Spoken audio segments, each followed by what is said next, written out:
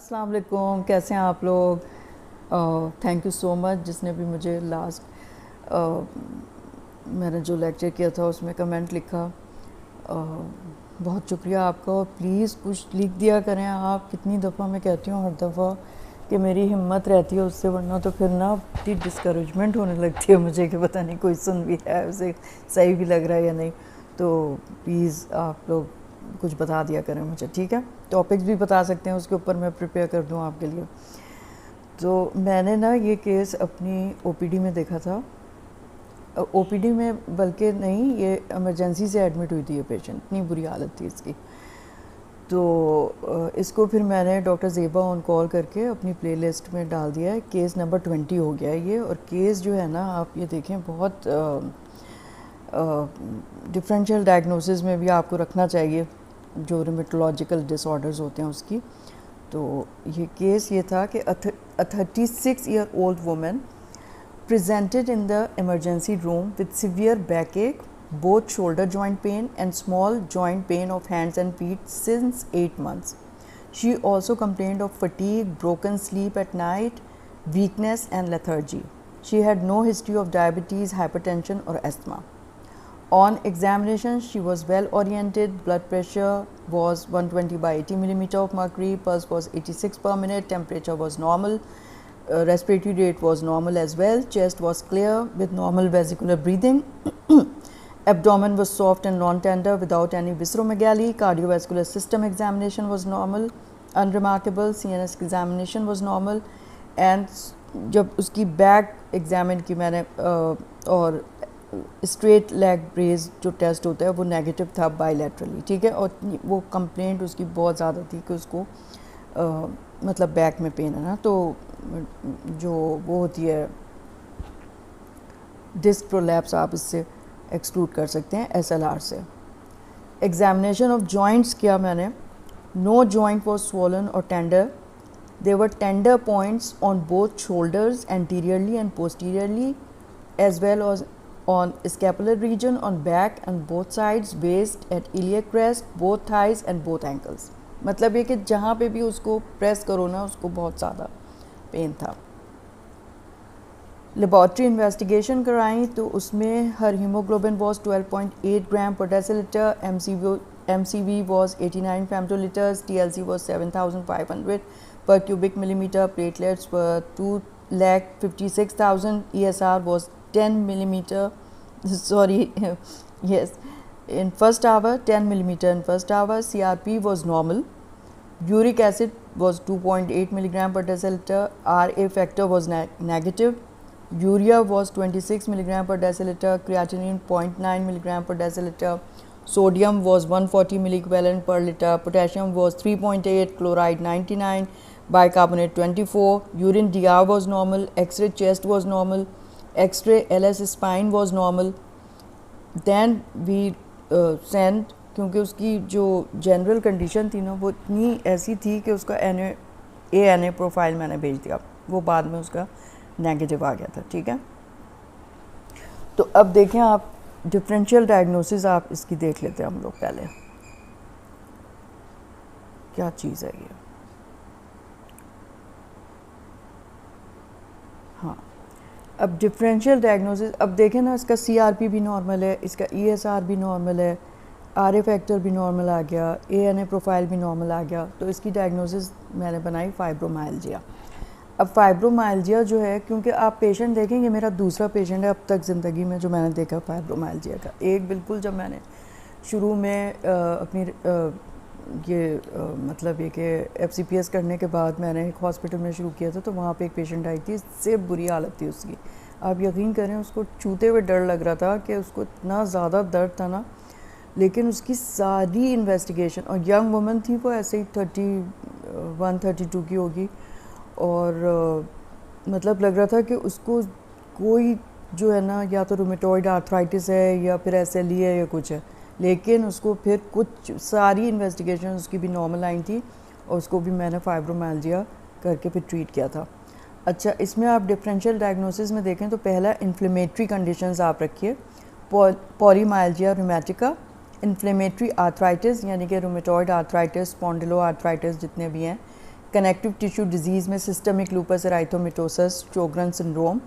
अब इन्फेक्शंस में आ जाएं आप, इन्फेक्शियस डिजीज़ में भी ऐसा हो सकता है, तो hepatitis C viral infection, HIV infection, Lyme disease जो हमारे यहाँ तो इतनी नहीं होती नहीं है, parvo virus, B19 infection, Epstein Barr virus infection. मतलब ये कि आप जो है इन्फेक्शंस को भी आप देख सकते हैं। नॉन इन्फ्लेमेटरी में degenerative joint disease, spine disc disease यानी कि osteoarthritis, myofascial pain syndrome, bursitis, tendinitis, repetitive strain injuries. फिर एंडोक्राइन में हाइपो और हाइपर पैराथायरॉइडिज्म में मिल सकता है आपको, हाइपर पैराथायरॉइडिज्म और हाइपरथायरॉइडिज्म और हाइपोथायरॉइडिज्म, ठीक है। न्यूरोलॉजिक डिजीज़ में मल्टीपल स्क्लेरोसिस में ऐसा पेशेंट आपको मिल सकता है, या neuropathic pain syndrome. Psychiatric disease में मेजर डिप्रेसिव डिसऑर्डर उसमें भी हो सकता है। देखें, ड्रग्स में स्टेटिन्स हैं, एरोमेटेज इनहिबिटर्स हैं, तो ड्रग हिस्ट्री बहुत ज़रूरी है। अगर वो स्टेटिन्स ले रहे हैं ऐसे पेशेंट तो उसको बंद करने की ज़रूरत है, ठीक है। उससे भी मस्कुलोस्केलेटल पेन, माइल्जिया और आर्थ्रैल्जिया वगैरह होते हैं। अब ना आप इसको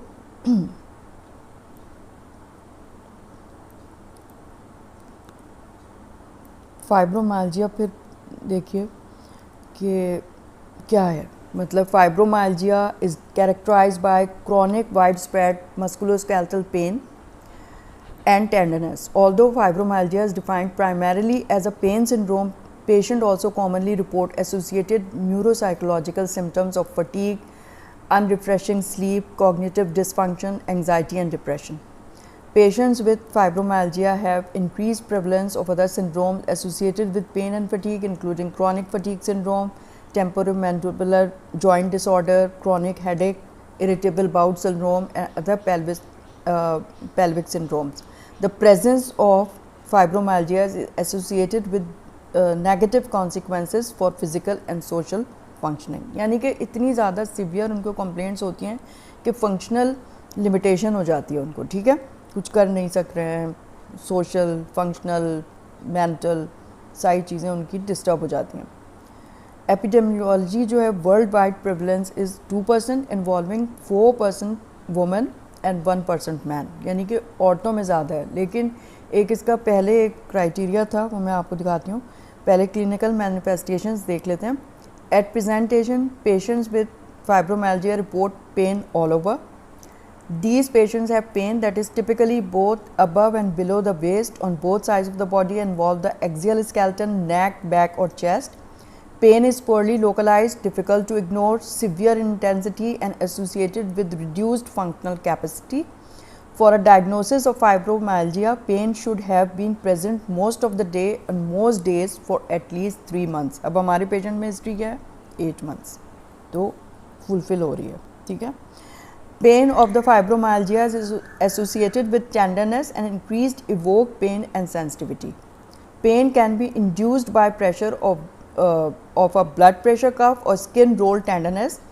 More form मतलब इतना प्रेशर डालना होता है कि उससे स्किन जो है ना ब्लैंच हो जाए, ठीक है। More formally, an examiner may complete a tender point examination in which examiner uses a thumbnail to exert pressure on well-defined musculotendinous sites, जो आपको पता होनी चाहिए कौन कौन सी साइट्स में आप करेंगे।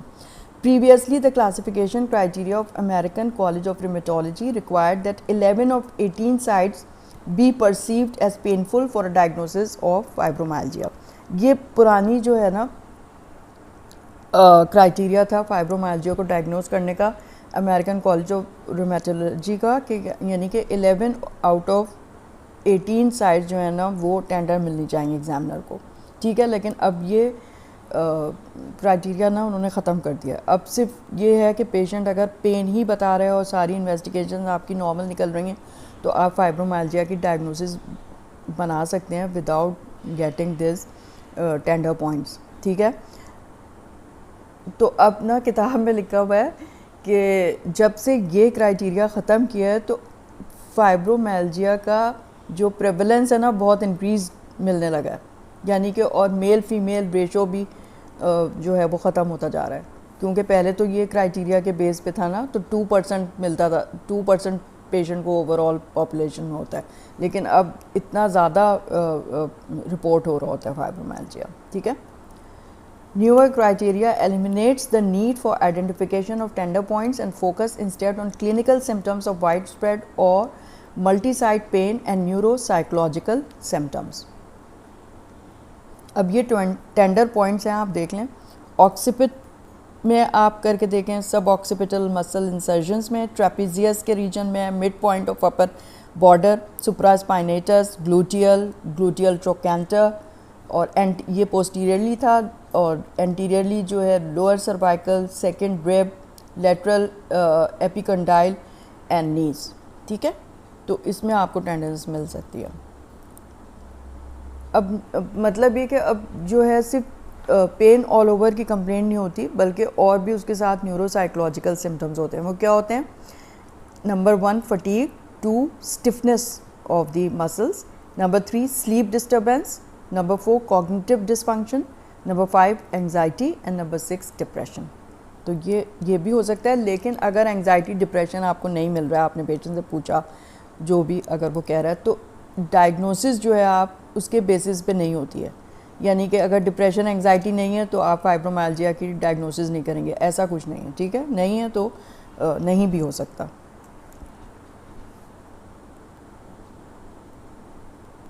फिर मैंने आपको ये बता दी, पीछे से देख लेती हूँ मैं, कुछ छोड़ तो नहीं दिया। हाँ, लेबॉर्ट्री इन्वेस्टिगेशंस जो हमने एक पेशेंट की कराई थी ना, वो तो मैंने आपको बता दिया, सब कुछ नॉर्मल था इसका, ठीक है। अब आप ये देखें कि एडवाइज्ड क्या क्या होता है लेबॉर्ट्री इन्वेस्टिगेशन में, हमने सब करा लिया था या नहीं। अच्छा, नंबर 1 एरिथ्रोसाइट सेडिमेंटेशन रेट जो इस पेशेंट में हमारा नॉर्मल था, सी रिएक्टिव प्रोटीन वो भी नॉर्मल था, कंप्लीट ब्लड काउंट वो भी सही थी, थायराइड स्टिमुलेटिंग हार्मोन वो भी सही है, guided by history and physical examination. अब बाकी चीज़ें जो हैं, जो वो हिस्ट्री दे रहा है पेशेंट, उस पर आप बेस करेंगे।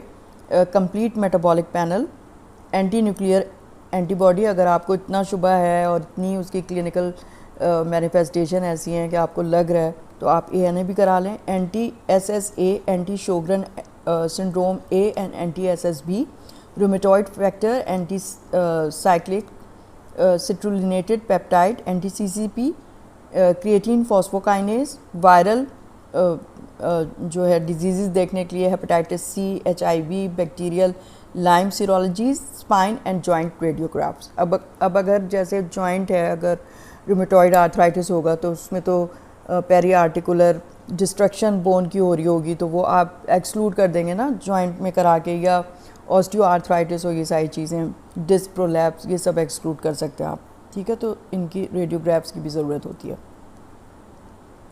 अब ट्रीटमेंट ना बहुत मतलब डिफ़िकल्ट होता है ऐसे पेशेंट्स का जिनकी कोई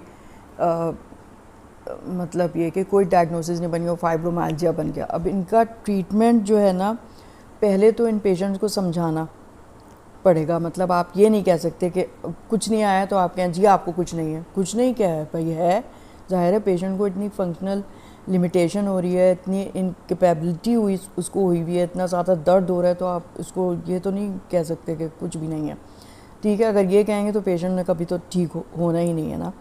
तो उसमें ये जेनेटिक फैक्टर्स भी होते हैं, यानी कि ऐसी जीन्स जो हमारे पेन पाथवेज के लिए है ना, यानी इसमें ये होता है कि जो असेंडिंग पाथवेज हैं यानी सेंसरी पाथवेज हैं, वो बहुत ज़्यादा उनका थ्रेशोल्ड कम हो जाता है, तो बहुत जल्दी स्टिमुलेट हो जाते हैं पेन पाथवेज, ठीक है।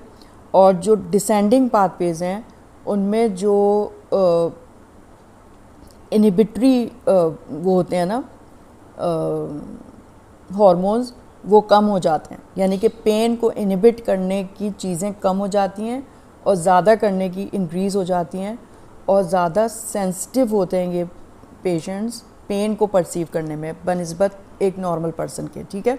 और बहुत सारी जीन्स जो इस तरह के पेन पाथवेज को कंट्रोल करती हैं और ट्रांसपोर्ट ऑफ इलेक्ट्रॉन्स यानी कि आयंस के ट्रांसपोर्ट को, मेम्ब्रेन ट्रांसपोर्ट को, इसको कंट्रोल करते हैं, और पेन पाथवेज जैसा मैंने बताया, तो वो जीन्स भी इन्वॉल्व होती हैं। तो पेशेंट को जब आप एक्सप्लेन करें तो आप उसको ना ये बताने की कोशिश करें कि भाई जीन्स में ऐसा होता है, कुछ लोगों को बहुत ज़्यादा सेंसिटिविटी होती है और पेन की थ्रेशोल्ड उनमें बहुत कम हो जाती है, तो वो है आपको ये चीज़ है, जेनेटिकली डिटर्मिन्ड है ये चीज़, ठीक है। तो आप पेशेंट को समझाएं कि उसके साथ इस तरह का मसला है कि उसकी सेंसिटिविटी बहुत बढ़ गई है, थ्रेशोल्ड पेन की कम हो गई है, ठीक है, तो उसको बहुत ज़्यादा तकलीफ़ होती है बनिस्बत एक आम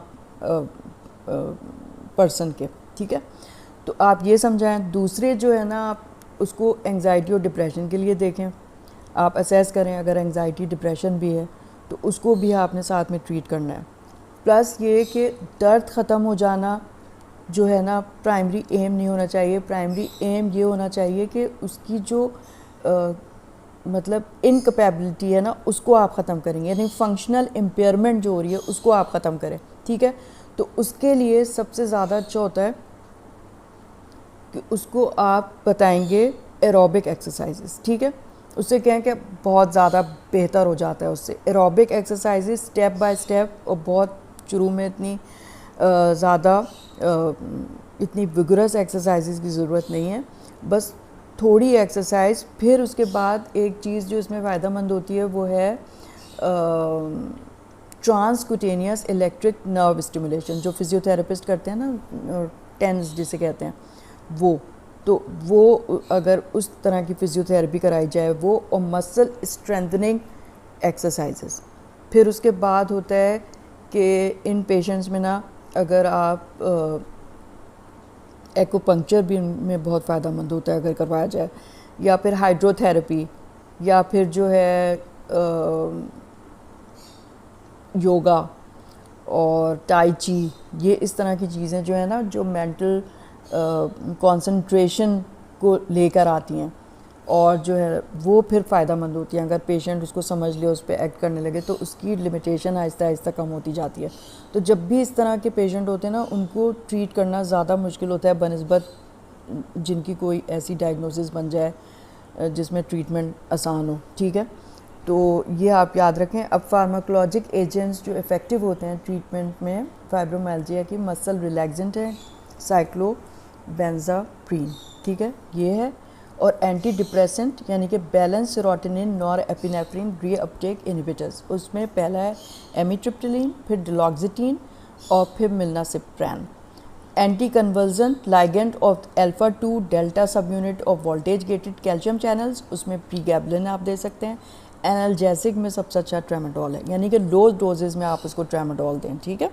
और फिर बाकी ये जो आप जो है वो उसका साइकोलॉजिकल उसको आप बताएं कि ये इस तरह की एंटिटी है डिज़ीज़ की कि उसमें थ्रेशोल्ड ऑफ पेन कम हो गया है और सेंसिटिविटी आपकी बढ़ी हुई है, ठीक है, इस वजह से हो रहा है। जेनेटिक है, इसका बहुत सारा जो डिस्ट्रीब्यूशन है वो जेनेटिक है, ठीक है।